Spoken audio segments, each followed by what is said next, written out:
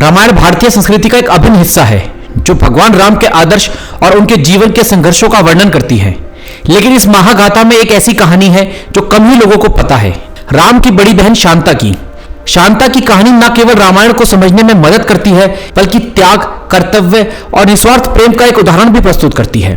शांता राजा दशरथ और रानी कौशल्या की पहली संतान थी। उनका जन्म अयोध्या के राजवंश में हुआ जो सूर्यवंश से संबंधित था। शांता अपने माता पिता की लाडली थी और राजमहल के सुख समृद्धि के बीच पली बड़ी थी। लेकिन शांता का जीवन तब बदल गया जब अंग देश के राजा रोमपद, जो राजा दशरथ के घनिष्ठ मित्र थे, ने उन्हें गोद लेने की इच्छा जताई। राजा रोमपद और उनकी पत्नी निसंतान थे और वो अपने राज्य के लिए एक उत्तराधिकारी की तलाश में थे। राजा दशरथ ने अपने मित्र के अनुरोध को स्वीकार करते हुए शांता को गोद देने का निर्णय लिया। शांता अब अंगदेश चली गई और राजा रोमपद और उनकी पत्नी की पुत्री के रूप में पली बड़ी। समय बीता और अंगदेश को एक बड़ी समस्या का सामना करना पड़ा। यहाँ वर्षों से बारिश नहीं हुई थी, जिससे पूरा राज्य सूखे की चपेट में आ गया। राजा रोमपद ने ऋषियों और विद्वानों से परामर्श किया, जिन्होंने उन्हें बताया कि केवल ऋषि शृंग के आगमन से यह समस्या हल हो सकती है। ऋषि शृंग ऋषि विभंडक के पुत्र एक तपस्वी जीवन जीते थे और सांसारिक सुखों से पूरी तरह अनभिज्ञ थे। उन्हें अंगदेश लाना एक चुनौती थी क्योंकि वो अपने आश्रम से बाहर नहीं निकलते थे।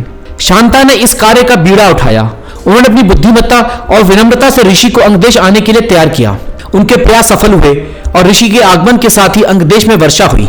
इस घटना ने शांता की व्यक्तित्व की गहराई और उनके अद्भुत नेतृत्व गुणों को उजागर किया। राजा रोमपद ने ऋषि शृंग के प्रति कृतज्ञता व्यक्त करने के लिए अपनी पुत्री शांता का विवाह उनसे कराने का प्रस्ताव रखा। ऋषि, जो एक सरल और तपस्वी जीवन जीते थे, उन्होंने यह प्रस्ताव स्वीकार कर लिया। शांता और ऋषि शृंग का विवाह आध्यात्मिक और राजसत्ता के मिलन का प्रतीक है। इस विवाह में न केवल दो परिवारों को जोड़ा बल्कि धर्म और नीति का संदेश भी दिया। शांता, जो एक राजकुमारी थी, उन्होंने ऋषि शृंग के साथ साधारण जीवन को सहजता से स्वीकार कर लिया, जो उनके त्याग और सहनशीलता को दर्शाता है। शांता और ऋषि शृंग का योगदान यहीं समाप्त नहीं हुआ।